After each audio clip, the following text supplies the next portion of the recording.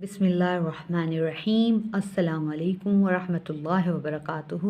فضائل رمضان، حدیث نمبر 8۔ حضور صلی اللہ علیہ وسلم کا ارشاد ہے کہ بہت سے روزے رکھنے والے ایسے ہیں کہ ان کو روزے کے ثمرات میں بجز بھوکا رہنے کے کچھ بھی حاصل نہیں، اور بہت سے شب بیدار ایسے ہیں کہ ان کو رات کے جاگنے کی مشقت کے سوا کچھ بھی نہ ملا۔ فائدہ: علماء کے اس حدیث کی شرح میں چند اقوال ہیں۔ اول یہ کہ اس سے وہ شخص مراد ہے جو دن بھر روزہ رکھ کر مال حرام سے افطار کرتا ہے کہ جتنا ثواب روزے کا ہوا تھا اس سے زیادہ گناہ حرام مال کھانے کا ہو گیا، اور دن بھر بھوکا رہنے کے سوا اور کچھ نہ ملا۔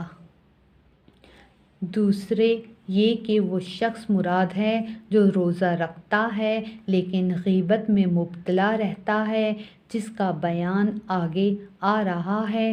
تیسرا قول یہ ہے کہ روزے کے اندر گناہ وغیرہ سے احتراز نہیں کرتا۔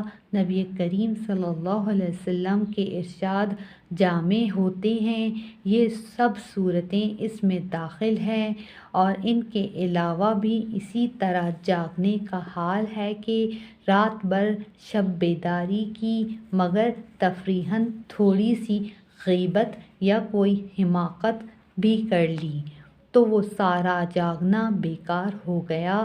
مثلاً صبح کی نماز ہی قضا کر دی یا محض ریا اور شہرت کے لیے جاگا تو وہ بیکار ہے۔ حدیث نمبر 9۔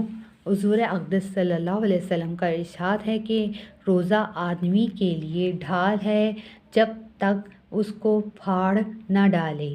فائدہ: ڈھال ہونے کا مطلب یہ ہے کہ جیسے آدمی ڈال سے اپنی حفاظت کرتا ہے، اسی طرح روزے سے بھی اپنے دشمن یعنی شیطان سے حفاظت ہوتی ہے۔ ایک روایت میں آیا ہے کہ روزہ حفاظت ہے اللہ کے عذاب سے، دوسری روایت میں ہے کہ روزہ جہنم سے حفاظت ہے۔ ایک روایت میں وارد ہے کہ کسی نے عرض کیا کہ یا رسول اللہ، روزہ کس چیز سے پھٹ جاتا ہے؟ حضور صلی اللہ علیہ وسلم نے فرمایا کہ جھوٹ اور غیبت سے۔ ان دونوں روایتوں میں اسی طرح اور بھی متعدد روایات میں روزے میں اس قسم کے امور سے بچنے کی تاکید آئی ہے، اور روزے کا گویا ضائع کر دینا اس کو قرار دیا ہے۔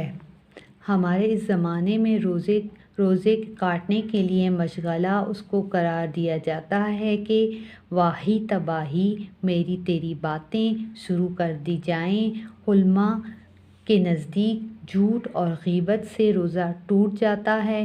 یہ دونوں چیزیں ان حضرات کے نزدیک ایسی ہیں جیسے کہ کھانا پینا وغیرہ، سب روزے کے توڑنے والی اشیاء ہیں۔ جمہور کے نزدیک اگرچہ روزہ نہ ٹوٹتا مگر روزے کے برکات جاتے رہنے سے تو کسی کو بھی انکار نہیں۔ اور حدیث نمبر 9 کا باقی حصہ پارٹ 2 میں پڑھیں گے۔